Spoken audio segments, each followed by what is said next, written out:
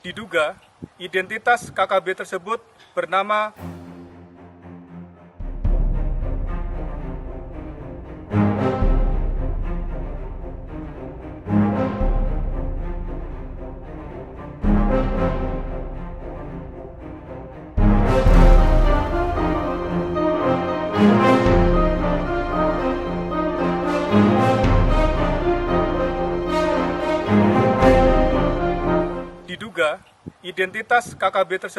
bernama Baganiok Murib atau BM.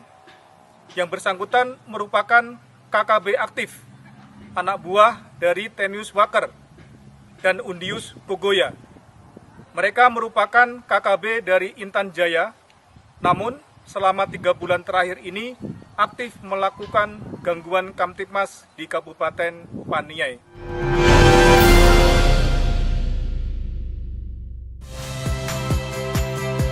Saya Friska Clarissa. Saksikan program-program Kompas TV melalui siaran digital, pay TV, dan media streaming lainnya. Kompas TV, independen, terpercaya.